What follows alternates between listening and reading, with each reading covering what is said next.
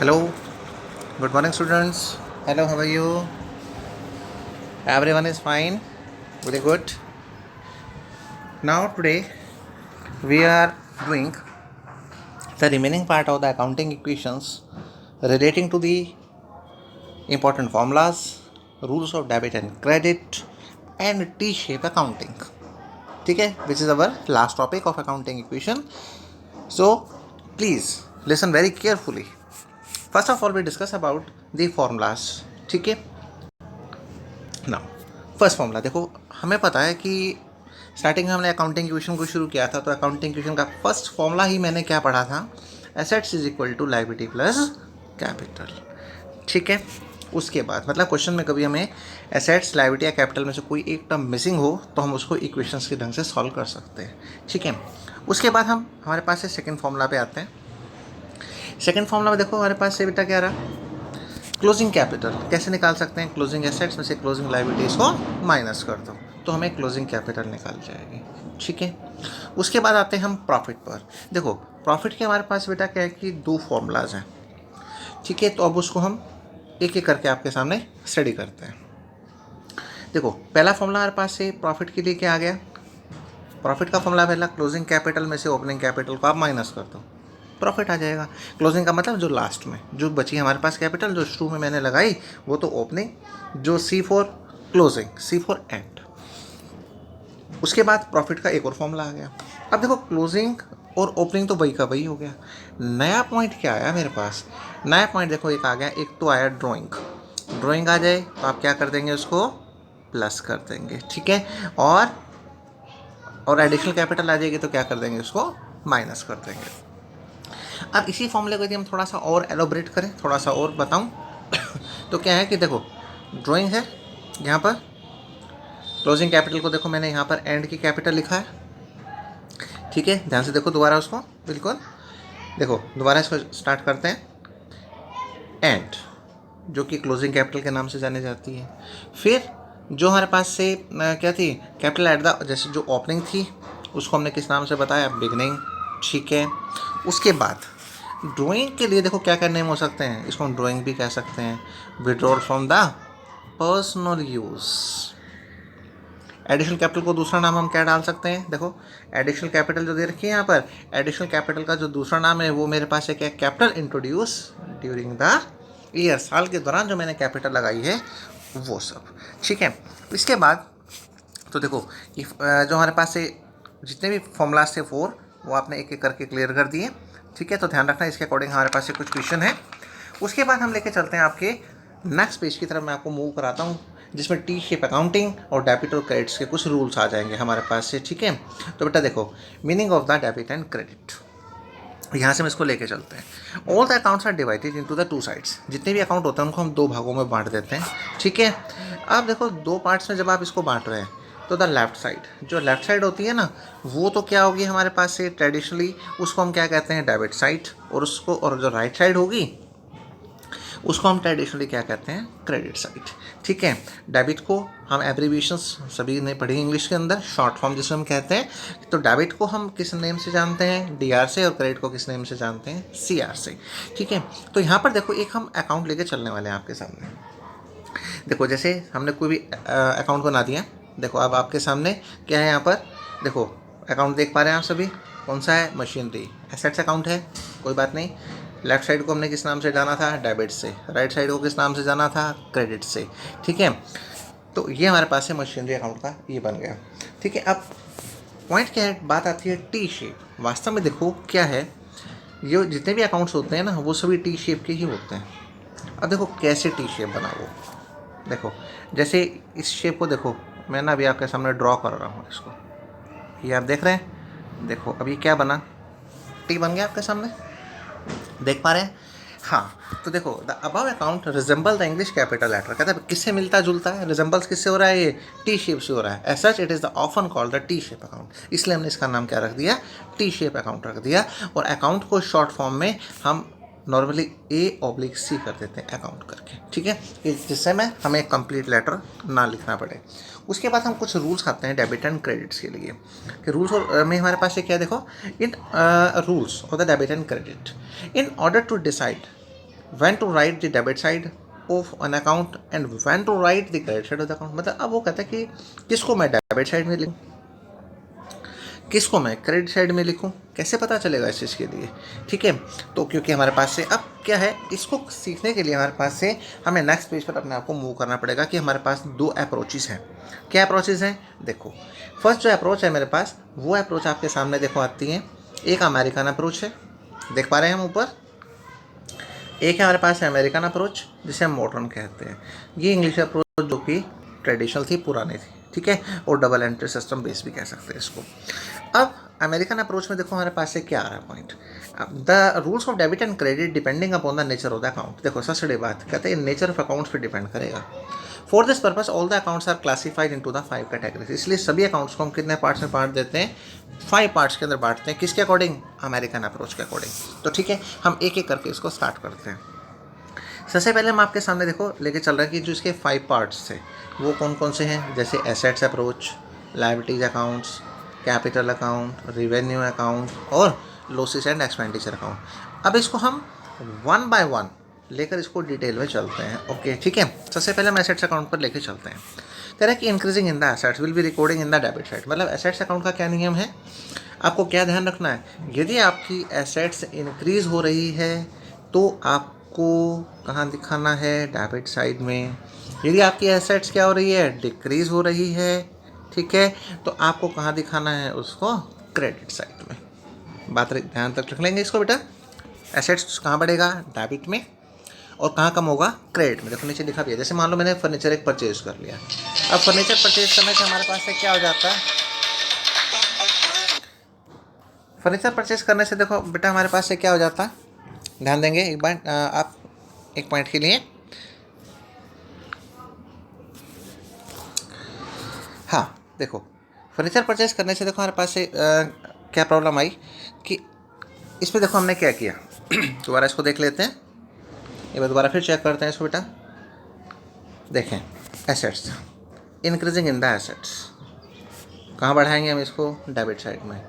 Decreasing assets will be recording in the credit side. मतलब assets यदि आपकी increase हो रही है तो डेबिट में, और यदि डिक्रीज हो रही है तो कहाँ दिखाएंगे, क्रेडिट में। देखो जैसे एक एग्जांपल था परचेज फर्नीचर, फर्नीचर को मैंने परचेज कर लिया, ठीक है, कोई प्रॉब्लम वाली बात नहीं है। तो अब क्या करें, फर्नीचर परचेज करने से क्या हुआ, देखो वो कहता है कि यदि परचेज कर लिया ना तो इसका डेबिट में आएगा। क्यों, क्योंकि एसेट्स मेरी बढ़ गई। यदि मैं इसको सेल कर देता हूँ तो इससे कम हो गई, कम हो गई एसेट्स, तो देखो कहाँ दिखा देंगे, क्रेडिट में। मतलब इसको कहने का अब तक का मतलब क्या हुआ कि डेबिट में यदि आपकी एसेट्स बढ़ रही है तो आप डेबिट में शो करें, यदि आपकी एसेट्स कम हो रही है तो आप इसको कहाँ शो करें, क्रेडिट में शो कर दें। ठीक है, इसके बाद हमारे पास से देखो बिल्कुल अपोजिट चलेगा। अपोजिट इन द सेंस हमारे पास से क्या आएगा, अब आती है लायबिलिटी साइड की अप्रोच। ठीक है, अब लायबिलिटी साइड के हम अप्रोच पे आते हैं आपके साथ। तो लायबिलिटी साइड की देखो अप्रोच में क्या होने जा रहा है, ध्यान देना जरा बात पर। तो देखो लायबिलिटी साइड के अप्रोचेस के अंदर हम फिर उसी पॉइंट पर लेके दोबारा आपको लेके चलते हैं कि लायबिलिटी साइड के अप्रोच में हमारे पास से क्या है, increase in the liability will be recorded in the credit side. Assets से बिल्कुल उल्टा। एसेट्स में क्या था, देखो ऊपर फिर हम चेक कर लेते हैं इस चीज़ को। एसेट्स कब बढ़ रही थी, जब वो डेबिट साइड में थी। एसेट्स कब कम हो रही थी, जब वो क्रेडिट साइड में थी। इससे साथ उल्टा चलेगा। लायबिलिटीज़ बढ़ेंगी किस साइड में, जब वो क्रेडिट में होंगी, और लायबिलिटीज़ कब कम होंगी, जिस समय वो डेबिट में होंगी। तो एसेट्स और लायबिलिटीज़ के लिए बिल्कुल अपोजिट रिलेशन लेके हमने चलना है। ठीक है, ध्यान रख लेंगे इस पॉइंट को। ठीक है, मतलब पहले तुमने क्या करना है, उसका नेचर समझना है। जैसे अब मैंने लोन ले लिया, लोन लेने से क्या हुआ, लायबिलिटी बढ़ गई, क्योंकि किसी व्यक्ति से यदि मैंने पैसा उधार लिया है तो उसे पे तो करना पड़ेगा। ठीक है, लायबिलिटी बढ़ने से मैं उसे कहाँ दिखाऊंगा, क्रेडिट में। दूसरा, यदि मैंने उस लोन की पेमेंट कर दी, ठीक है, तो मेरी लायबिलिटी कम हो गई। जिस व्यक्ति से मैंने पैसा लिया था अब उसको वापस लौटा रहा हूँ। ठीक है, अब वापस लौटाने से क्या होगा, प्रॉब्लम हमारे पास से क्या रही, जैसे हमने उसको वापस लौटा दिया पैसा तो क्या रहा, लोन इज़ रीपेड। पैसा लौटाते कहाँ चला जाएगा, वो डेबिट साइड में, क्योंकि लायबिलिटी हमारी कम हो गई। ओके, इसके बाद हम पॉइंट नेक्स्ट पे आते हैं हमारे कैपिटल अकाउंट पर। कैपिटल अकाउंट भी हमारे पास से बिल्कुल लायबिलिटी की शेप का ही होता है। इसको देखो ध्यान से देखते हैं। अब देखो लायबिलिटीज़ की अप्रोच पे आते हैं, कैपिटल। देखो अब पॉइंट फिर वही का वही कि यदि हम कैपिटल साइड्स पे आ रहे हैं तो कैपिटल में भी देखो वही की वही बात आई हमारे सामने, increasing in the capital recording in the credit side. क्योंकि लायबिलिटी है तो क्रेडिट साइड में, और डिक्रीज होगी तो कहाँ जाएगी, डेबिट साइड में। जैसे मान लो मैंने बिज़नेस को स्टार्ट किया, बिज़नेस को स्टार्ट करने से क्या हुआ कि कैपिटल इन्वेस्ट मैंने कर दी, कैपिटल इन्वेस्ट करने से क्या हुआ कि वो क्रेडिट साइड के अंदर क्या हो जाएगी, इंक्रीज हो जाएगी।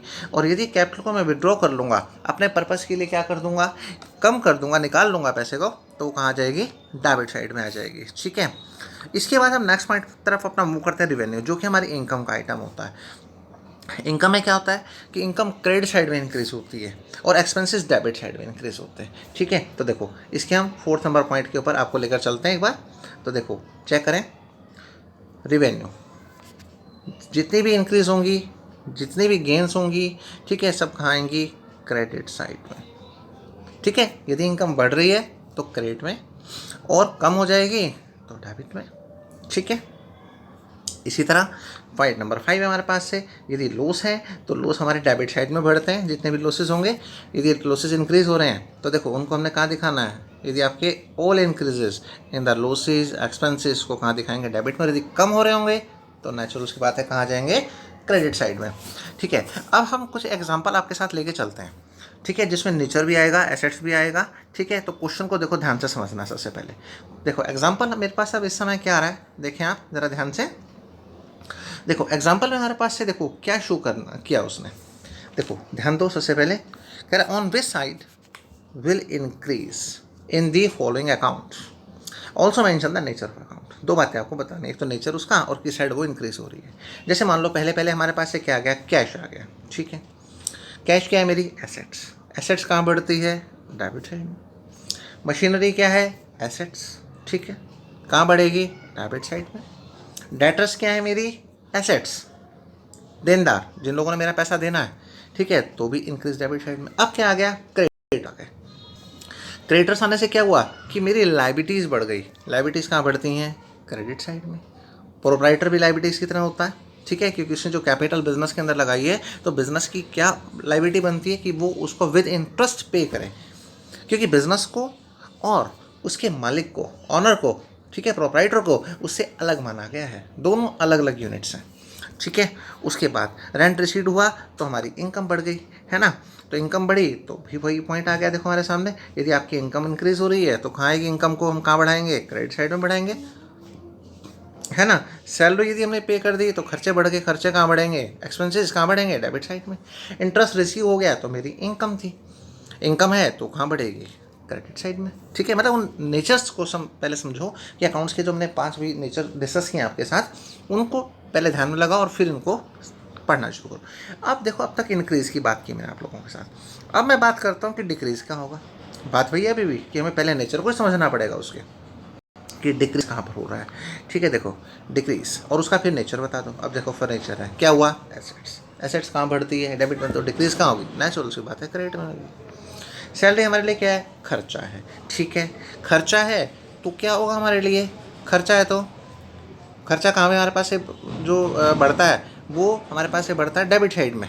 खर्चे तो कम कहाँ पे होंगे, क्रेडिट साइड में। ठीक है, बैंक हमारी क्या है, एसेट से कहाँ बढ़ती है, डेबिट साइड में, तो कम कहाँ होगी, क्रेडिट साइड में।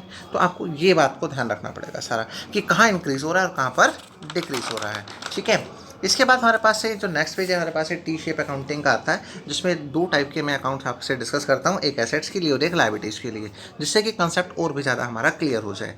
ठीक है, तो देखो टी शेप अकाउंट के लिए मैं आपके साथ आता हूँ। पहले देखो आप सबके सामने टी शेप इस समय अकाउंट क्रिएट हो चुका है, टी शेप अकाउंट। ठीक है, क्वेश्चन में कहा कि आप टी शेप अकाउंट बनाएं। ठीक है, इसमें क्या करना, देखो T shape account of furniture. Furniture हमारी क्या है, एसेट्स। एसेट्स कहाँ पर बढ़ेंगी, डेबिट में। कम कहाँ होंगी, क्रेडिट में। तो ठीक है, इसके अकॉर्डिंग हम देखो अब इसमें ये देखना है, जैसे फर्नीचर परचेज किया, इससे फर्नीचर हमारा क्या होगा, प्लस होगा, बढ़ेगा। सेल कर दूंगा तो क्या हो जाएगा, माइनस हो जाएगा, यानी कि क्रेडिट में चला जाएगा। दोबारा फिर परचेज कर लिया तो क्या होगा, प्लस, फिर डेबिट में आ जाएगा। ओल्ड फर्नीचर को मैंने डिस्कार्ड, बेच दिया एक तरीके से, ठीक है, तो माइनस हो जाएगा। फिर वैल्यू फर्नीचर का रिड्यूस, कम हो गई, कम होने से, एसेट्स कम होने से फिर क्या हो जाएगा, वो क्रेडिट में हो जाएगा। अब देखो इन पॉइंट्स को हम एक एक करके नीचे अकाउंट्स में डाल देते हैं। ठीक है, देखो आपके सामने इस समय एक एक पॉइंट को मैं देखो दोबारा लेता हूँ आपके साथ। सबसे पहले देखो जी फर्नीचर परचेज हुआ, फर्नीचर क्या है मेरी, एसेट्स।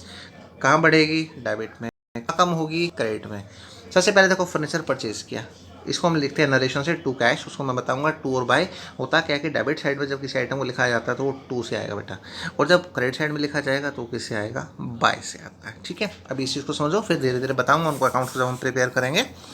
तो डेबिट साइड के लिए टू, देखो फर्नीचर परचेज हुआ, फर्स्ट पॉइंट ओके हो गया। सेकेंड पॉइंट हमारे पास से क्या हुआ जी, सेल हो गया। सेल होने से कम हो जाएगा, कोई बात नहीं, सेकंड पॉइंट को मैंने यहाँ पे लिया, बाय कैश करके सेल कर दिया। फिर परचेज कर लिया थर्ड वाले पॉइंट में, तो फिर बढ़ गया होगा, फिर बढ़ा दो यहाँ पर टू कैश लिख कर। ठीक है, उसके बाद फिर आ जाओ, ओल्ड फर्नीचर को हमने सेल कर दिया डिस्कार्ड होने की वजह से, यहाँ पे हो गया। अब वैल्यू ऑफ फर्नीचर रिड्यूस हो गई, कम हो गई ना, तो कम होने से क्या हुआ, फिर क्रेडिट में लिया क्योंकि एसेट्स मेरी कम हो रही है, डेप्रिसिएशन से हरास लग गया उसके ऊपर। अब देखो अकाउंट में क्या करना पड़ेगा, हमें इसको क्लोज भी करना पड़ेगा। तो देखो दोनों साइड के हमने टोटल लगाए यहाँ पर। इस साइड का जो डेबिट साइड का टोटल था वो इन सब का टोटल कितना आ गया 28, इन सब का जो टोटल किया तो आ गया 95। तो इसका मतलब 28,000 में से 95 को जब मैं माइनस करूँगा तो बैलेंस आ जाएगा 18,500। दोनों साइड हम डबल लाइन लगाते हैं जब भी अकाउंट को क्लोज कर दिया जाता है। तो बेटा देखो ध्यान रखना, यहाँ पर डबल लाइन करके हम उस अकाउंट को क्लोज करते हैं हमेशा। ठीक है, कि हम उसके आगे उस पॉइंट को आगे नहीं चला रहे, हमने फाइनल आंसर अपना दे दिया है, इसका मतलब ये होता है। उसके बाद हमारे पास एक पॉइंट आ रहा है नेक्स्ट, एक हम लाइबिलिटी साइड की आइटम को ले लेते हैं। जैसे देखो आपके सामने क्या आ गया, एक लाइबिलिटी साइड का आइटम। देखो क्या हो रहा है कि इस एग्जाम्पल के अंदर हम एक टी शेप अकाउंट बनाने जा रहे हैं। ठीक है जी, ओके, किसका है, क्रेडिटर्स का। क्या नाम है उसका, संजय, कोई बात नहीं।